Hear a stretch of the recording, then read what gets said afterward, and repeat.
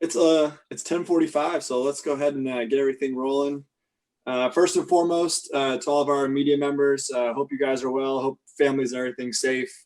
Obviously, we appreciate the flexibility and willingness to try this with us and go through the Zoom experience. We'll have more information early next week regarding the draft weekend and kind of what the coverage and scheduling will all look like. But I think we can all plan for a lot of video conferencing and these kind of virtual press conferences over the next week. For those of you that ordered your Papa John's pizza, one of our great partners with the Jaguars, they should be delivered around 11:45 today. So once we wrap on here around 11:15, be on the lookout. For Mark and John, for you guys in Gainesville and Ruskin, we owe you guys a pizza at some point. So don't think we forgot. We will take care of you. We got you. Just as a reminder, I know we've done this a few times now with the logistics, but I have some pre-submitted questions from everybody that we'll work our way around and calling you. At that point, the line will be unmuted. We'll leave your line unmuted while Coach or Dave are answering the question. And if you have a follow-up, feel free to jump right in. If you could, just at the end, just say, thank you or something so I know that you're done. As we go, I had a couple people that asked the similar questions, but if you feel like the topic didn't get covered for your liking, either shoot a note to me via email or text or use the chat feature, and we'll try to make sure we get through everybody.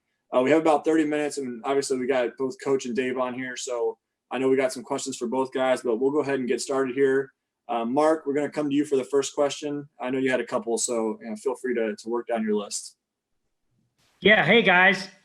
I'll start with Dave. Dave, obviously 12 picks. How big is this for you guys for your rebuilding phase right here? Well, first off, you look like you're in the witness protection program there. I know. So. I'm trying to figure that out. Let me see. Hold on. No, you're good. Don't worry about it. I don't need to see you. Want to see me? That's fine. How about that? Look at that. Perfect. 12 picks.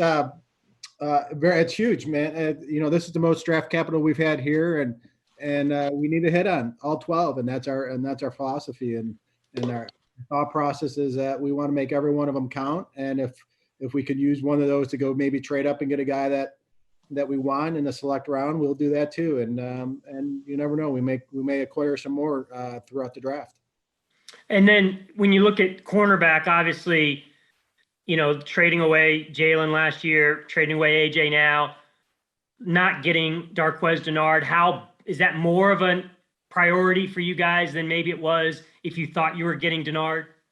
Well, when we went into free agency, we were really targeting Darqueze and Rashawn Melvin. And Darqueze was a guy that we went after first because we did know he had some inside ability that if we ever needed it, we could use it, even though we have Trey Herndon and DJ there that can play that spot. But we felt like it would be good to have a guy that was versatile like that. And when we kind of felt like that the Darqueze deal was not going to happen, that's when we said, let's secure ourselves and get Rashawn, and that's what we did. So between Trey, Rashawn, Perry Nickerson, who we felt really came on late last year, and DJ, we feel like we got four guys there, and three of the four guys can play inside at that nickel spot too. All right, I'll switch to Doug. Doug, what are your thoughts on the offseason program that the NFL has instituted in terms of what it means for you guys and getting everybody kind of at least on the same page? Yeah, I think that, obviously it's going to be important for us. We obviously offensively, there's a lot of things that have changed, whether it be terminology or different types of concepts. There has been changes there. And then obviously in defense, we're looking to make some changes, to help ourselves going into this next season. So, we started to get ready. You have the NFL came out, and then, we have this 4 weeks, get 3 weeks of work done. You can either start on April 20th or April 27th. We're going to start our program on April 27th. Right now, we're in the process of just making sure that we have everyone's, correct numbers, correct email addresses, things of that nature. Making sure our players are in good shape. We're going to be able to film a lot of the installations. That's something that is that we've done before, Mark, meaning that we used to film them in-house. So this way, if we did pick a player up,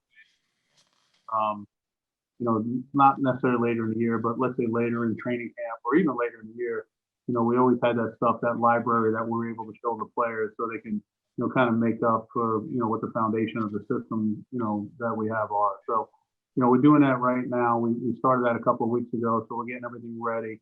What we're going to do is we're going to put it out, basically in the cloud. So I'm telling you things that our players really don't.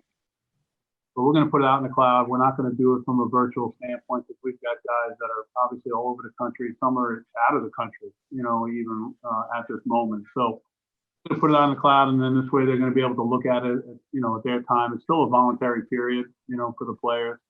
And then obviously we'll, send them things that, workouts that if they want to use them, they can use them. If they're doing their own, they can do their own. We're in the process now of making sure that everybody has, at least enough equipment, to be able to work things out. So, we're working on that, making sure that we're, be able to send some players the equipment that they need. Most of them have that equipment though. I mean, when you look at it. So those are the things we're doing right now. I don't feel a challenge. We're all going through the same thing. So I feel like it's an equal playing field. I think for me, what I feel the biggest challenge is, knowing that we're going to be a young football team, with young guys. I really like the mindset of our younger guys that we drafted last year, with, Juwan Taylor, Josh Allen, Minshew, all those guys, even DJ that the year before, those guys have done a really good job of knowing where they are. And, Dave and I had discussed this as, we're looking to bring people in that, have that team concept, not a lot of drama, that just looking like, just really concentrating on, being a good teammate and be able to put it out there on the field. So, those are some of the things from a psychological standpoint that we're looking. We did it in free agency. We brought in guys that we really believe are going to help us, but they're also great teammates and guys in the locker room. So I guess the challenge is going to be when you have these young guys is, for me, is, I'm still working on trying to, how do you create that chemistry that you normally have, if you're here through all, the phase one, phase two, you get to know your teammates, you get to go. And, now all of a sudden there's a certain type of bond that you have to go out there and do it. Those will be the challenges. But the one good thing is there's going to be a bunch of young guys. There's going to be a bunch of hungry guys. And I think that's what we're focusing on. And that's what I know, we're excited about. The business beforehand, we got a chance to speak to everyone about, changing the culture and a new thing. And, we've been really communicating well, scouts and coaches. We've been on these Zoom videos or my work or whatever it may be and talking to a lot of these draft potential people. So that's been going well. So, this influx of young talent that's going to come in is an exciting time for us. Hey, one more for Doug there while I got you. I don't know if we made this very clear the last time we talked to you, but there's about a handful of mock drafts out there that have the Jags taking a quarterback at 9. And maybe there's people who just don't believe that you guys are committed to Minshew. Can you maybe set the record straight that Minshew is your guy for 2020? I think when you look at it, I think, first of all, we evaluated everyone in the draft. I mean, so we evaluated, the quarterback position, just like we evaluated the defensive end, running back position, everything. And I think a lot of times you'll look out there and, right now, this question, I hope, everything gets straight. Right now, if we want to play, Gardner Minshew's our guy, and I'm excited about that. But do I want competition for him? Absolutely. You want competition for everyone, though. I don't want to make it where, I'm answering this question and Marrone's not as confident or Marrone wants competition. I want, just for the quarterback, I want competition for everyone, in that position. But the one thing about Gardner is that, he has shown some good things last year. We did win, obviously, 6 games with him. He's a guy right now that's working his ass off. I mean, so again, right now we're working on getting a better football team, like Dave said, if we could bring someone in, or, the other thing is, hey, bring some people in around that can help that position at quarterback. I think everyone has to prove, no different than if we're talking about, Josh Allen, who had a great year, or DJ Chark, who had a great year. We want to do that. But when people talk about, hey, do you have confidence in this player? Well, when you put a player on that field and he's a starter, what you're saying is I have total confidence in this player. I mean, because if you don't, you're really selling, the team short, the organization short, and the fans short. So, anyone we put on that field. But if you're asking me, am I happy with Gardner? Absolutely. And last one from me for Dave. Dave, we haven't talked to you since Jan's situation, and he's made it pretty clear that he wants out. Where does that stand, and how optimistic are you now? You were very optimistic at the end of the season. How optimistic are you now, 4 months later, that you can get something done with Jan? Yeah, I don't really have a whole lot of news on that outside of we're a week away from the draft, and we exercised the franchise tendered. He's yet to sign it, and other than that, I don't have a whole lot to add. And out of respect for him and his team and our team, I think it's best to just, when I have news for you guys, to let you guys know where we're at. Thank you, Mark. We're going to switch it over to Mike Duraco, who has a question for each guy. Go ahead, Mike. Hey, Doug. Can you talk about whether you're happy or pass first with Jay Gruden now? Hey, D-Rock, can you ask that question again, please? Yeah, sorry. Are you considering, or will you be changing your offensive philosophy, maybe a little bit more pass first now with Jay Gruden? Well, I think, in looking at it, I think that, we want to be able to add, see if we can get some playmakers. We feel like we have some already. We want to make sure that we focus around that. I think that I think it's a bit more showcasing where our best talent is. I think that's the most important thing. I think when you get into questions of, run pass, those questions a lot come up when you don't win. You know what I'm saying, Mike? When you're not scoring points, people are going to say, well, you should have ran the ball more. You got away from the run too early, or, you should have thrown more. I think we're going to look at who the best players are. And, and at the end of the day, you want to be 50-50. But if it's 60-40, you know what I'm saying, pass run or run pass, depending on how the games go, I don't mind. What I want to do, what I'm really focused on, is how are we going to get better situations. I think that's the one thing that has held us back from scoring and being on the field. One is obviously third down, and the other one is obviously in a red zone.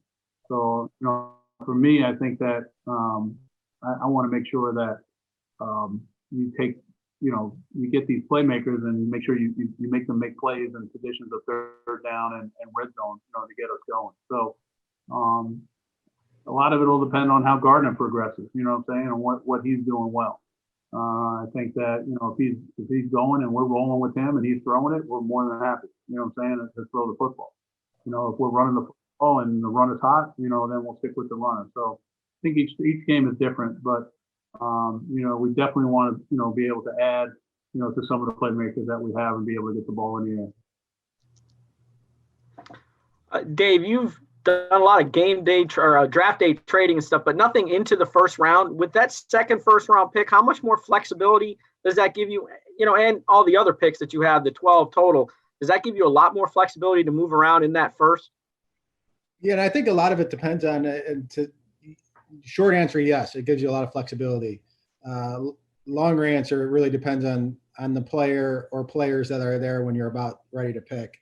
And Doug knows this, and we've talked about guys, and you guys have heard me in the past, where if a certain player falls to you, that you're going to exercise that pick regardless, and it's kind of a no trade player. And but if there are players there, or if we're sitting there at 9 or 20 and we do like 4 or 5 different players and they're still on the board, well, yeah, then that gives you an option to trade back. Conversely, if you're sitting there at 9 and 20 and there's only one guy left and you're a pick 5, you might have to use some of that ammo to go up and get the guy you want. So I think you have to see what's happening in front of you, and when you get to your pick, who is there for you to trade back for. All right, thanks, D-Rock. We're going to go over to Hayes Carline from Tintin XL. Yeah, Doug, I'll start with you. Thank you guys for doing this. When you look at a prospect in the draft, how much do you weigh physical traits versus college production?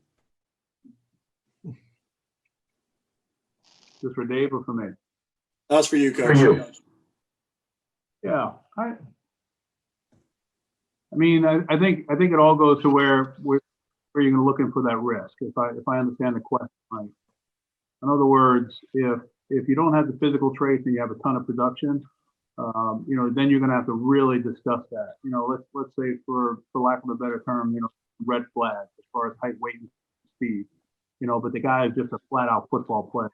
You're just going to discuss them more and make sure and look at comparisons and when are you going to take that guy? I think that when you look at basically the philosophy is those early guys you want to make sure that you have the height, weight, speed, and the production, right? I mean that's what you're looking for. I'm saying in the rounds. I think you got to look at if you're gonna the redeeming quality. If you don't see the production you want, well, is there something there that can be developed? Is there something there you can work? Be part of it. So I think all those things go into factor in early and late. There's things that myself and Dave obviously but we've also had a lot of input from our coaches and our scouts about where these players are. Obviously the perfect scenario is the height, weight, and speed and the production. The next one is production and low risk from height, weight, and speed. Because if you don't have production, you don't have the height, weight, and speed, then it's very difficult obviously to play. So I think all those things come into play, and we look at all that stuff along with psychological profiles and different types of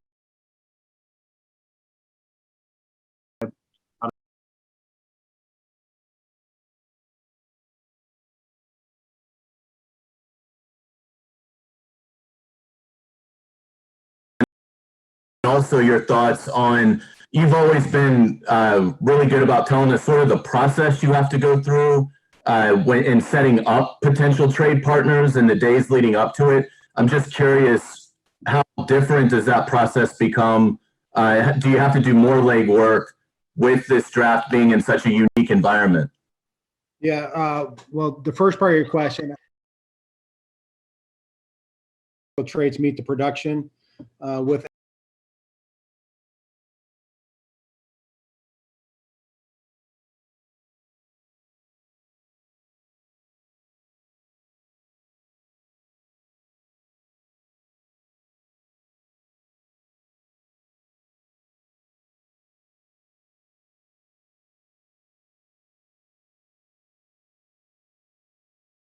own said and psychological makeup.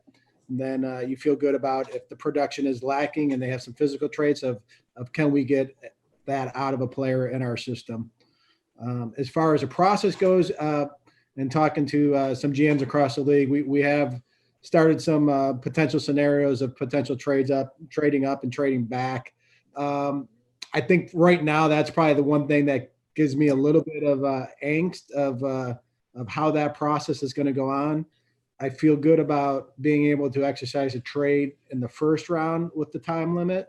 I think as you get into the third and fourth and the later rounds where the time is shorter, it's going to be interesting to see if I can use my left hand as well as I can use my right hand in terms of making calls and making trades and trying to figure out the value of that. There are still some logistics, and our IT people are setting up our remote draft room tomorrow. So I'll have a better feel of how that process is going to play out. But that's probably the one thing where I have a little bit of concern about is exercising a trade in the later rounds. Great. Thank you, gentlemen. Yep. Thanks, Hayes. We're going to go over to John Reed from the Florida Times-Union. 1 second, John. Still muted.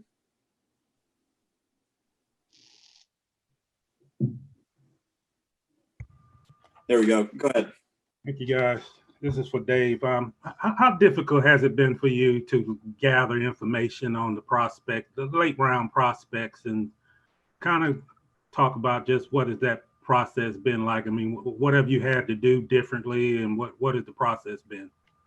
Yeah. So, if a player was at the combine and they were a late round guy, it's not the biggest issue that I think we face is really the medical portion of these guys that weren't at the combine, and having to draft a player that you're just not 100% sure of the medical. It's one thing to draft a player and not have accurate 40 time or short shuttle time or timing, but to have a player come in and then all of a sudden you realize he's got a medical thing that disqualifies him after you draft him, that's an issue. To draft a player that's a late round guy and realize that he runs a 4.65 versus a 4.55, not as big of an issue because they can come in and still compete.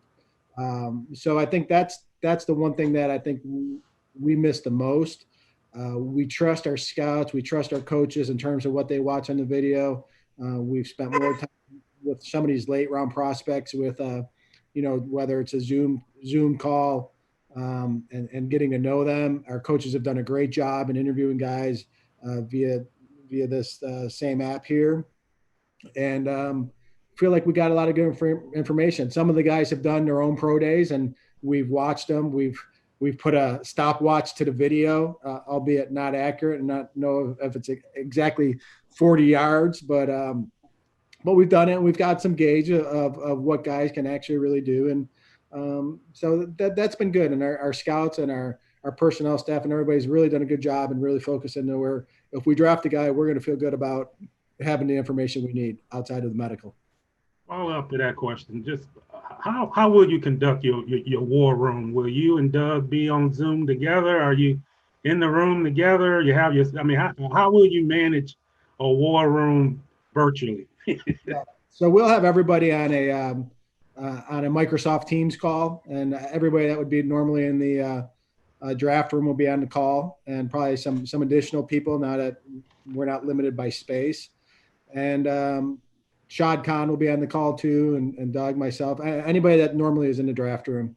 And then we'll also have a WebEx call that's direct tied to the league, and Doug and myself and probably Tim Walsh will be on that call in terms of if to submit the pick and for trade purposes.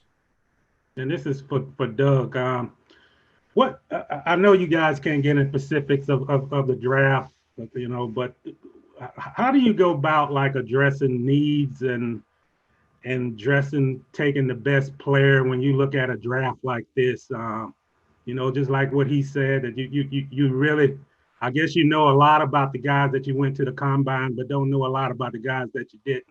So just kind of what is the thought process in this draft as far as if you at the 9th pick and you need a cornerback, do you go with the best or do you go with a need, those kind of things like that? This is for Doug. Well, I think the best thing is obviously if you perceive yourself having a need and that player is valued at that pick, and you go ahead and take that player. I mean, that's obviously the best situation. I think there's got to be discussions. I mean, you don't want to reach. You know what I'm saying? You don't want to reach because you have a need. You don't feel you have to fill it. I feel like, I think Dave, the pro side and our coaches have really done a good job of, getting that stuff where we're not going into this draft going, holy cow, we can't line up today and play. I mean, do we want to add players? Absolutely. We're going to have a great opportunity too in this draft with 12 picks. So I think, it's a matter of, early on, I mean, I think you can never go wrong. My personal philosophy has always been you can never go wrong taking what you think is the best player. I think later on, when there's so many players that are kind of together, later in the draft, meaning their values are around the same. I think if you want to build your depth and you want to, look to, upgrade a certain position, I think it's a little bit easier to do there because I think there's less of a separate players. I got a question for you. Oh, go ahead, Coach. I hate to bother everyone on this time, but so John, we talk about basketball. So my son and I got into an argument last night. Who's the bigger Nick? Spike Lee, all right, or Stephen A. Smith? Well, I like Mike Lee though. He's a better writer. You talking about out of the better between those two guys? I'm talking about who's the biggest Knicks fan. Who do you perceive? Out of those two? Oh, Stephen A. Spike said Stephen A. That's what I see. God, I thought you were going to help me. You screwed me. Nah, I didn't heard him say the Knicks too much in person. So. All right. I'm sorry.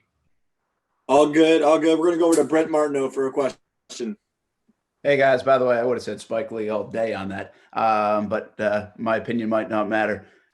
Your opinions matter when it comes to the offensive line, defensive lines, guys. If you can both answer this, how much separation do you see maybe at the top versus down toward the middle, fifth rounds? What's the depth like in the trenches here in this draft? Well, you want me to take it, Doug? I think two different. One is offensive line.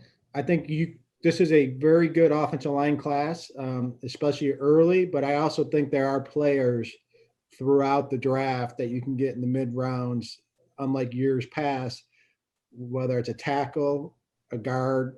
It's one of the better center classes I've seen in a long time, that you may not have to exercise a high pick and still get a good player, albeit not as talented as maybe somebody you may take in the top 10, but somebody that could come in, play, add depth, and eventually be a starter for you.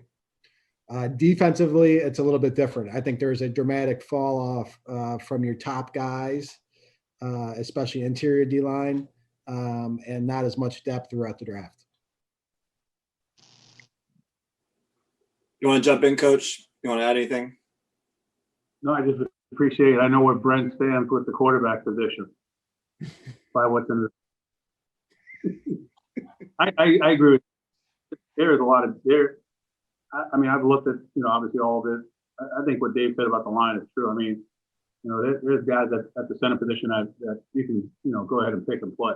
I think there's more of those guys this year than years past. There's not as many guys that you're projecting. You know what I'm saying? That, hey, this guy plays guard. Do you think he can play center? I think there's a lot of guys that can give you a lot of value that can play guard and center. And I think there's some really good tackles. I think there's some guys that are going to come out of this class to be really, really good football players.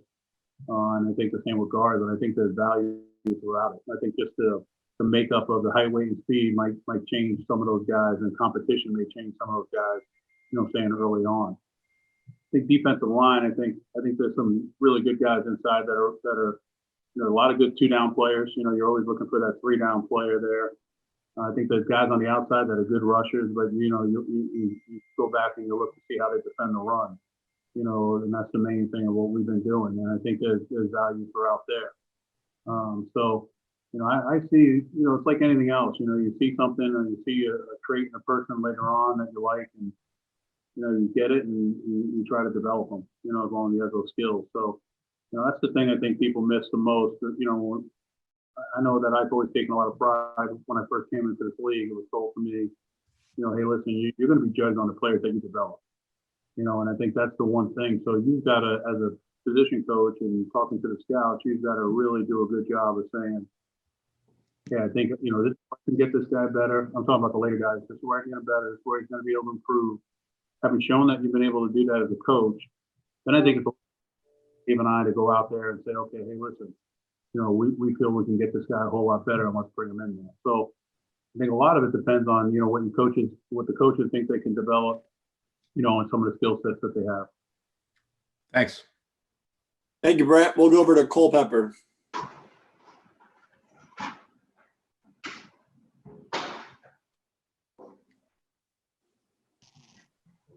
Still on mute, Cole. 1 second. There you go. Go ahead. Okay, there we go. Hope you're all well. Dave, you talked earlier about having a hit on all 12 draft picks, but do you think you have to hit on some guys who were starters immediately this year in this draft?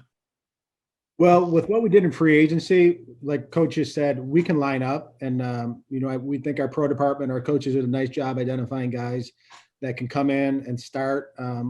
If it's whether it's in a stopgap type of situation until our rookies are ready to go, or in a situation where a guy gets an opportunity to come in on a 1-year deal and we realize that, hey, he might have a little bit more to him than just being a 1-year guy for us, and get him back on a multi-year deal.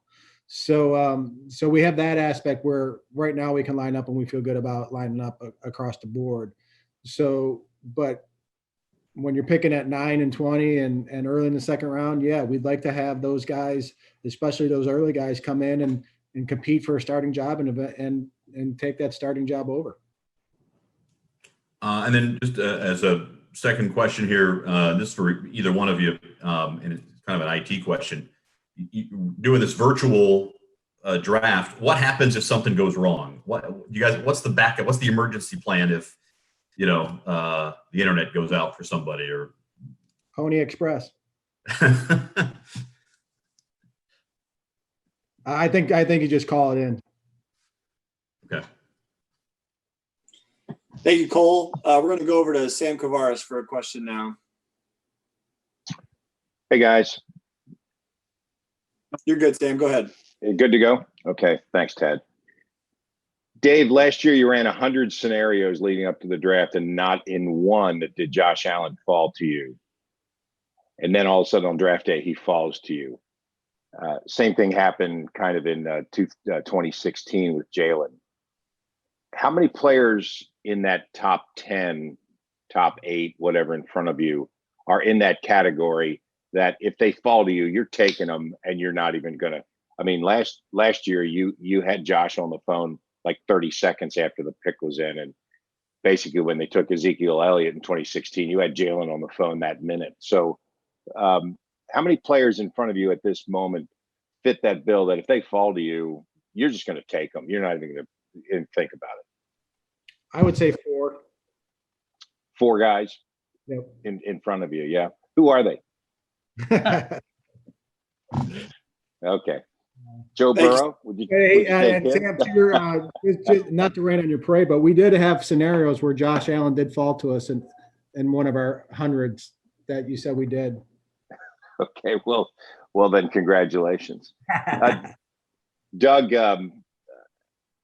how many players in that top 10 do you and the personnel guys agree on 97%? I have one quick follow-up to that. Yeah, I think up top we're good. I mean, we've had great conversations. We're all in agreement. We feel real strong, about whoever becomes available to us on the top.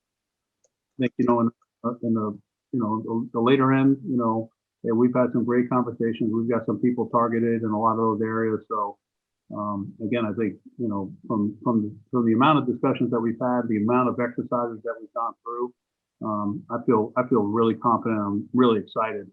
Obviously a lot depends on what the other teams do, who they pick and what they go with. So, I'm always ready for, there's going to be some surprise somewhere. We all know that there'll be some trades, I'm sure. So it'll be interesting how it works out. That's what makes it so exciting. That's why all the people kind of tune in to see what goes on. Sure. So, there's a big difference between when we go to a press conference live and we see the nuance of what you say and how you answer. Same thing when you interview players, I'm sure, if you're in the same room for them. So how do you assess a guy's character, when you really you're not sitting across the table from him, you're on the phone with the guy?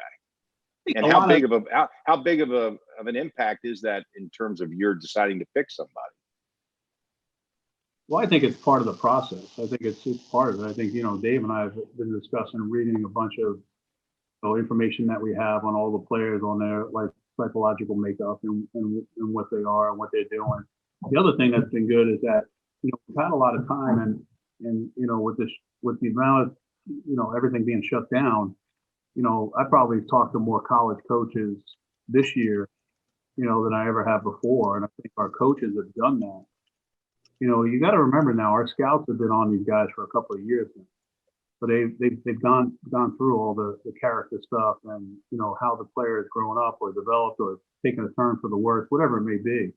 So they have a lot of information on that. And then, we're turning to, the difficult challenge for us is that when you got to find someone that and that you trust, that's going to tell you the truth. Because if you just call a college and just cold call somebody, oh, this guy's great, he's the best, you need to take him, you're not going to get a lot of the,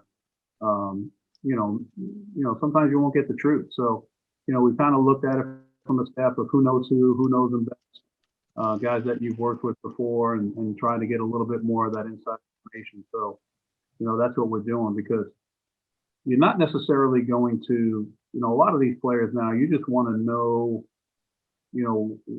what you're going to have to do to help them transition, from college to the NFL life, whether it's, the football part of it, whether it's the social part of it, whether it's the family part of it, and these are things that go into, a lot of decisions on, you'll hear, scouts or even Dave or even myself will say things like, hey, this guy's clean. You hear that word a lot. This guy's clean, meaning that there aren't any red flags. There's nothing to worry about. And it's not that if the guy's a red flag, you're going to turn him down. You just want to know what support system you have to have built in, to help that player do well at this level. Thanks a lot. Good luck. Thank you. We're going to go over to Mia O'Brien for. Hey there. I'll direct this one at Dave first. Doug, you can jump in as well if you have any feelings on it. I know we already talked about the quarterback position and if there is a need to draft it in the first round versus if there is not. Do you still see a need, though, to draft a quarterback in the later rounds versus bringing in a veteran to create that competition that Doug was speaking of? Sure. Well, first off, I was expecting an Iowa Hawkeye question. No, actually, I have my Ithaca President's mug going right now, so I'm looking out for you. All right, great. No prospects there. Nah, well, actually, that quarterback's not too shabby. It was D3 Player of the Year. Yeah. As far as bringing in somebody for competition, yeah, I think we have two avenues to do that, and one is through free agency, and the other is through the draft. We'll get through the draft, and I know Coach Marrone likes to bring 3 quarterbacks into camp for rep purposes, and I think we can look at that as a situation. But I think we'll get through the draft and see what we come out of the draft. If one presents himself, we'll pull the trigger. If not, we'll look to see what's on the street. Thank you, Mia. We're going to go over to John Shipley. Hey, thanks, Dad. Hey, this is for Dave Caldwell. Dave, big storyline this offseason has been a lot of people think this wide receiver class is kind of historic in its depth. Do you kind of see it the same way? Do you think like it's a really deep group of players? Yeah, it's very deep. And, I think the last one that compared to this was 14, where we drafted, I think, A-Rob and Marquise, and then Alan Hearns probably should have been drafted that year, and he goes undrafted and ends up having a very good career. So I think you're going to see some players that go undrafted that end up having really good careers, and also you're going to see some players in the later rounds get selected that can come in and make immediate impact for teams. But definitely top heavy in the first round, and then as you go through each round, you got 4 or 5 guys in each round that you feel good about drafting. Great. And then last question. This can be for either you, Dave, or Doug. Just I know you guys have been high on your own offensive line this offseason. What really do you expect like the big jump to be made in 2020? I'll let Coach Marrone. He's the offensive line expert on this. I just think that, a lot of times when you're getting in there and you're just playing, you're just trying to figure it, you're trying to figure things out. I think, Juwan learned a lot. We feel like he's going to make a big increase, which most players do. They make the biggest increase from their first year to their second year. So we feel really comfortable there. With AJ, at the right guard position, and Will Richardson is a guy that really showed he can, play guard, play tackle. We just need to put him in one position. There's something that, hey, there were times where he played, better than he has in the past, and there were some times where, he didn't do as well as he wanted to. So, he understands exactly specifically what he has to work on, what he has to do better. I think Brandon had one of his best years, last year, even though we had a poor season. I think you look at him and he's one of the top centers in the league. I think Andrew, Andrew gets, he gets beat up pretty good, and at times, he misses, the pass block when his bad plays are bad, and he gets upset with that. But I feel comfortable about that, healthy, and then Cam's the one that didn't play as well as his first year with us because he was injured and missed a lot of practice time, so he's able to come back, and I think that those guys from whether you look at PFT, you look at anything else, and those guys get beat up quite a bit. There's they played on a whole as the league average from the Pro Football Focus stuff is they played above average. So We might not agree with that, and that's fine. I understand that. I just look at it as it's all the same. They're evaluating each team the same. But I really think that, this group can take a big jump. It's their first year with Coach Warhop. I have a ton of respect for him as a football coach. Obviously, he's someone that's coached me. I know what he wants. I know how he teaches. I think those players have a better understanding what they want and what's expected of them. And I think you're going to see that jump. I think, it's the same. When you're going through different coaches, it's hard to make a jump because you're just looking to, please or do everything that coach wants you the first year. And then I think that second year you have a better understanding of things, and I think it's going to show on the field. And I mean that's what we've told that group. I really believe that. Now, does it say that, hey, we're content with that group in 05? I'm not saying that. I think we can always get better. We can always add competition, and we can always add starters, depending on where these guys are or where we take them. So again, I expect that group to take a big jump, with Coach Warhop being their coach for the second year. Thanks, John. We're going to jump over to Demetrius for our final question today. Hey guys, I appreciate you for doing this. I have a question for Dave or Doug. Without the pre-workouts, the pro days and everything like that, how difficult has it been this year for you guys to do sort of on-field evaluations for the draft, at least for the later portion of the process? Yeah, good question. I think I'm getting a little feedback. Yeah, there you go. I think for the guys that were at the combine, we got a lot of information at, and the later round picks and the guys that we don't have the field work for, we just have to we have to go back old school and rely on the video and rely on our evaluation prowess and make sure that we can evaluate the guys off of video and maybe get some additional opinions where maybe in years past we didn't have a position coach or a pro guy look at a guy. This year we might put an extra set of eyes on those guys. Yeah, Demetrius, I think, for me, it's, and I've answered this question a bunch, it's, a lot of it is when you're looking to project a player, when you're looking, I'll keep it in my realm of, hey, listen, I really like this offensive tackle. You really play tackle well. I really think this guy's going to be a guard in the NFL, and sometimes you'll like to go out and you like to work those guys out, or if you're going to take a guy that plays, on the right side and move on the left, you just want to go work him out, see what his mechanics are. But I'll tell you, the players have done a good job. I mean, a lot of these guys have done their own draft days, you know what I'm saying, and been able to send that out. And I think, like Dave said, Dave called it old school. I call it just like college. When we were in college, you watch these tapes and you project these guys.